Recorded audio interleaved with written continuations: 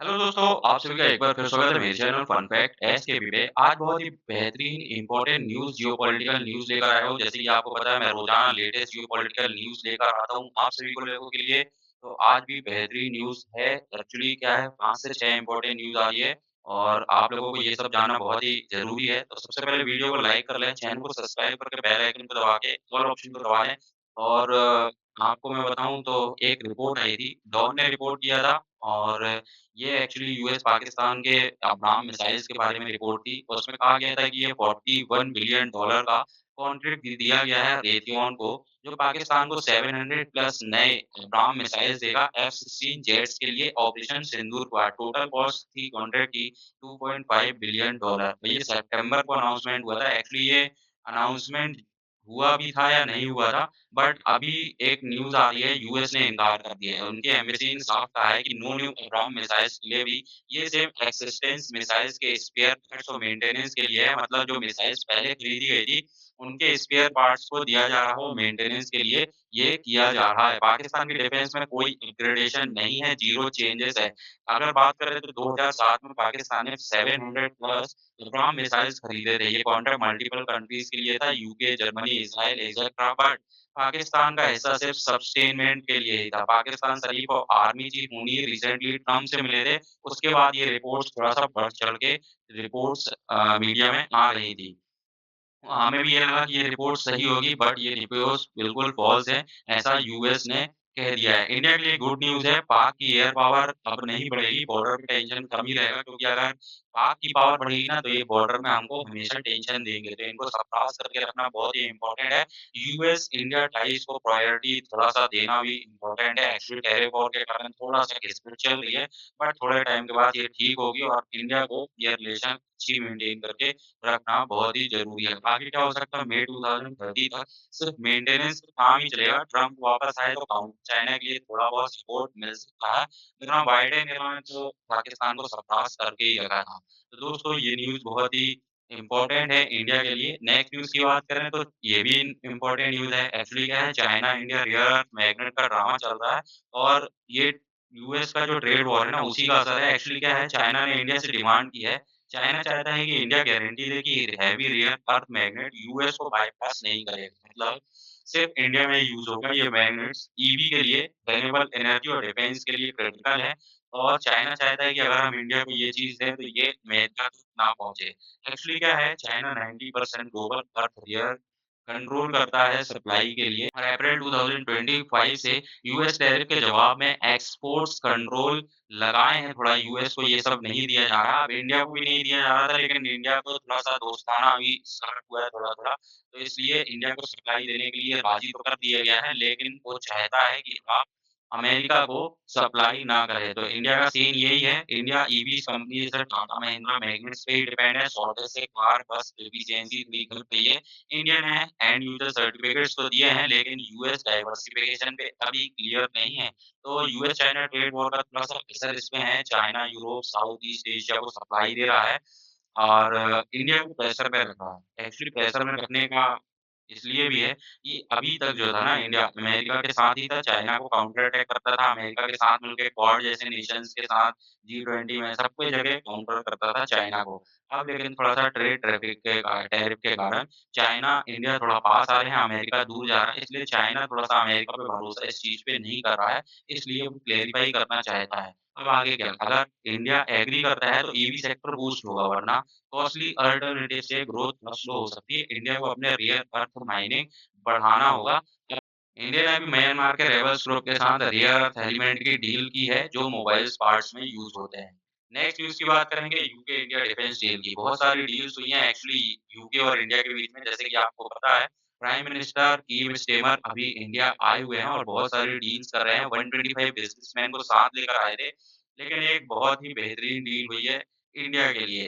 Actually UK ने India के साथ 350 मिलियन 468 मिलियन डॉलर का कॉन्ट्रैक्ट साइन किया है थेल्स के light weight multi role missiles के लिए। इंडियन आर्मी इसे यूज़ करेगी। मिसाइल्स के फीचर्स क्या हैं? एक्चुअली ये एलएमएम हेलीकॉप्टर यूज़ होगी, ड्रोन्स और ग्राउंड लॉन्चर्स के लिए भी यूज़ हो सकती है। एरियल और सरफेस थ्रस्ट पे प्रिसीजन स्ट्राइक्स करती है। पीएम कीर स्टेमर ने मुंबई विजिट में पीएम मोदी से बात के दौरान ये डील के बारे में रिवील किया था। बेलफास्ट के थेल्स प्लांट ने कहा है कि हम 700 जॉब्स को सिक्योर करेंगे, जो यूक्रेन के लिए भी वेपन्स बनाता है। बिगर प्लान्स क्या है? UK India complex web partnership शुरू हो सकती है। टैक्टिकल मिसाइल, सेंसर्स और इलेक्ट्रॉनिक वॉरफेयर पे भी फोकस आगे बढ़ सकता है। मेक इन इंडिया के लिए इंडिया का डिफेंस सेल्फ रिलायंस गोल सपोर्ट है, इंडिजीनियस प्रोडक्शन और वेस्टर्न टेक इंटीग्रेट हो सकता है। नेवल डील की बात करें तो इसमें भी बहुत अच्छा अचीवमेंट इंडिया के लिए हुआ है। 250 मिलियन यूरो का electric propulsion deals India worship के लिए हुआ है, फ्यूल एफिशिएंट के साथ ये इंडिया के लिए बहुत अच्छी डील है। एक्चुअली नेवल में यूके बहुत ही आगे है और इंडिया को सपोर्ट मिलना बहुत अच्छी बात है। यूके स्ट्रेटजी की बात करें तो डिफेंस एक्सपोर्ट से इकोनॉमिक ग्रोथ होगी, एशिया पैसिफिक में इन्फ्लुएंस बढ़ने का प्लान थोड़ा-सा है।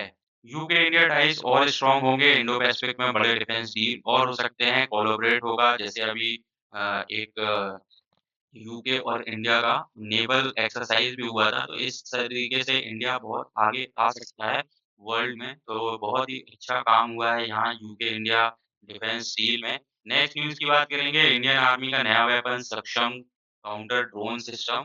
जी हाँ, इंडियन आर्मी ने सक्षम सिस्टम डिप्लॉय कर दिया जो रियल टाइम में हॉस्टाइल्स ड्रोन को डिटेक्ट करेगा, मतलब ढूँढेगा, ट्रैक करेगा और उसको मार गिरेगा। ये इंडिजीनियस टेक है, भारत इलेक्ट्रॉनिक्स लिमिटेड बेल के साथ बना है। आर्मी डेटा नेटवर्क पे काम करता है। 3000 मीटर तक एयर स्पेस कवर करता है ये। जो भी वेपन्स रहते हैं उसको जाम करके उसको डिस्ट्रॉय करने का ऑप्शन इसमें मिल जाता है। एआई से ऑटोमेटेड डिसीजन लेता है, सेंस ऑफ वेपन्स को सिंक्रोनाइज़ करता है, बॉर्डर सिक्योरिटी के लिए बहुत ही बढ़िया गेम चेंजर है। एक्चुअली क्या हुआ था, पाकिस्तान ने ऑपरेशन सिंदूर के दौरान छोटे-मोटे ड्रोन इंडिया के ऊपर फेंके थे, उसके लिए बहुत ही इफेक्टिव है। फास्ट ट्रैक प्रोक्योरमेंट के अंडर ये सब काम हो रहा है, सभी फील्ड फॉर्मेशन पे नेक्स्ट ईयर रोल आउट हो सकता है। ऑपरेशन सिंदूर के बाद पाकिस्तान ड्रोन स्warm के अगेंस्ट बॉर्डर एरियाज़ में ये यूज़ हो सकता है, ग्राउंड फोर्सेस को एयर थ्रेट से बचा सकता है, फ्रेंडली ड्रोन्स को फ्री मूवमेंट भी देता है। जियोपॉलिटिकल अगर एनालिसिस की बात करें तो पाकिस्तान, इंडिया की टेंशन में थोड़ा एज तो इंडिया को देगा, ड्रोन वॉरफेयर को काउंटर करेगा, फ्यूचर में सुदर्शन चक्र जैसे इंटीग्रेट हो सकता है इसमें। तो बहुत ही अच्छा ये काम हो करेगा इंटीग्रेट होने के बाद। एआई ड्रिवन डिफेंस को बूस्ट करेगा। चाइना बॉर्डर पे भी थ्रेट अगर हमको मिलता है तो ये बहुत ही यूज़फुल है हमारे लिए। अगले 1-2 साल में पूर्ण इंटीग्रेशन के साथ इंडिया के ड्रोन डिफेंस में वर्ल्ड क्लास बन जाएगा। रीजनल पावर बैलेंस शिफ्ट भी हो सकता है। इंडिया ड्रोन के मामले में और डिफेंस के मामले में बहुत ही अच्छा काम कर रहा है। बहुत अच्छे-अच्छे एस-400 के बाद मतलब मेक इन इंडिया ही ऐसे कवच बने हैं जो इंडियन बॉर्डर्स को सिक्योर करने में बहुत ही इम्पोर्टेंट रोल निभा रहे हैं। नेक्स्ट न्यूज़ की बात करें, तेजस एमके-1A न्यूज़ आ रही है ये, पहला तेजस एमके-1A इंडियन एयर फोर्स को अक्टूबर 2025 के लास्ट वीक में मिल जाएगा। राजनाथ सिंह ने 17 अक्टूबर को नासिक में विज़िट किया था एचएएल में, वहाँ पे ये फर्स्ट फ्लाइट को देखा था, फर्स्ट जेट को। एक्चुअली डिले का रीज़न क्या था, जीईएफ 404 इंजन्स की कमी थी, 1-2 मंथ्स पे ही सप्लाई हो गए थे। 83 जेट्स का ऑर्डर मिला था फ़ेब 2024 से, तभी से डिले चल रहे थे। अब 4 साल में कंप्लीट करने का प्लान है। 97 और एमके-1A जेट्स के लिए टॉक्स फाइनल स्टेज में, टोटल 180 जेट्स बनेंगे। इंडियन एयर फोर्स को अभी 29 स्क्वाड्रन चाहिए, टारगेट 42 का है। मिग 21 रिटायर से गैप थोड़ा-सा बढ़ गया है। हर साल 30-40 जेट्स चाहिए रेडीनेस के लिए। 114 Rafale type made in India jets के लिए भी डील हुई है। 18 जल्दी मिल जाएँगे। Dassault sport jet per month बना रहा है। अभी एएमसी एक भी पुश चल रहा है 15,000 करोड़ का, फिर जेम्स स्टील्थ फाइटर प्रोजेक्ट भी चालू है, जो 2035 तक ऑपरेशनल हो गया। इंडिया को सेल्फ रिलिएंट भी बनाएगा। तो यहाँ पे 2035 तक इंडिया बहुत आगे निकल जाएगा, मतलब अभी 2025 चल रहा है, अगले 10 साल में इंडिया डिफेंस के मामले में, सिक्योरिटी के मामले में बहुत ही आगे होगा। मतलब पाकिस्तान तो कुछ भी नहीं है, चाइना और अमेरिका की टक्कर में भी ये आ सकता है।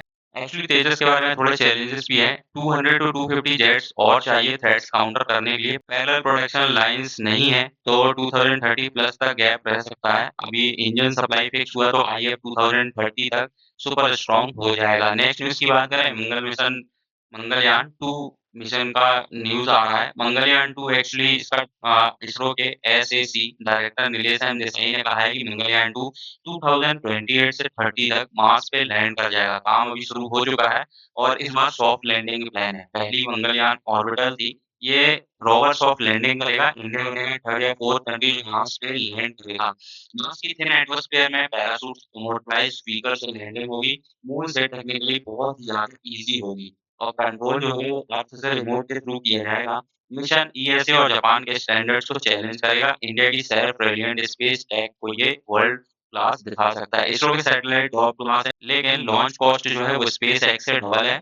कॉस्ट को थोड़ा कम करना होगा अगर कॉम्पिटिशन में बने रहना है। इसरो के चेयरमैन वी नारायण का 2040 तक गोल है कि हम व्हीकल्स को लॉन्च करेंगे, सैटेलाइट्स और इंफ्रा में वर्ल्ड के टॉप स्पेस नेशन में हम अपना नाम रखना चाहते हैं। मंगलयान 2 इंडिया को मार्स मिशन के लिए स्ट्रॉन्ग बेस देगा और इंडिया का नाम इस फील्ड में आगे करेगा। तो दोस्तों ये थी very very important geopolitical news, defence और फॉरेन पॉलिसी से रिलेटेड न्यूज़ जो आपके लिए बहुत ही इम्पोर्टेंट है। तो दोस्तों अगर न्यूज़ पसंद आई तो प्लीज़ वीडियो को लाइक, चैनल को सब्सक्राइब ज़रूर करें, बेल आइकन को दबा के ऑल ऑप्शन को दबा लें। आप मुझे फेसबुक, इंस्टा, व्हाट्सएप, टेलीग्राम पे भी फॉलो कर सकते हैं, सबका लिंक मैं डिस्क्रिप्शन में दे दूँगा। तो मिलते हैं एक नई वीडियो के साथ बेहतरीन न्यूज़ लेकर, तब तक के लिए जय हिंद, धन्यवाद।